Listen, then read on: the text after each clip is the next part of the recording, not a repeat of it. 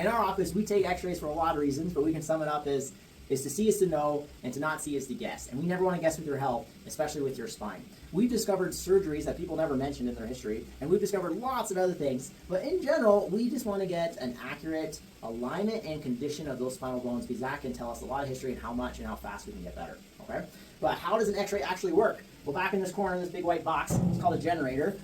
This pulls in the power from the building into these massive cords like this, and that kind of have this big hairy switch back here to shut it off if something's going wrong. It looks pretty cool. But all the power comes into here, and that kind of builds and builds and builds, and then it releases the power into the tube, the x-ray tube. Now, this is where the magic happens in x-ray land. We have this current coming in. We got the positive and the negative, and that's going to superheat a filament, kind of like an element in a light bulb. Okay, and that's in oil. It gets hot so fast, it starts to shoot off electrons. And then these electrons shoot into this metal, typically tungsten, and then that's going to produce a little bit of radiation, and that's going to create an X-ray photon, and then that shoots out the tube, back over here, pow! And then where this light goes, X-rays are going. So X-rays don't hit anything outside the light, okay? And so this is called collimation. We're going to zero in on the area of the spine that we need, and then this plate right here is what catches the X-rays. Okay, and so what has changed in X-ray land is a little bit of the X-ray tube. We've become very efficient, and X-rays have gotten much, much shorter in how much exposure we need.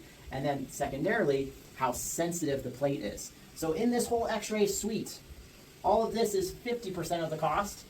This little plate right here is another 50% of the cost. So just this one little thing. So this technology in the plate has become so sensitive that we need so little x-rays to actually get an image that we aren't really worried about dose anymore. We'd have to x-ray a person 52 times in a year to get to any concerning amounts, okay?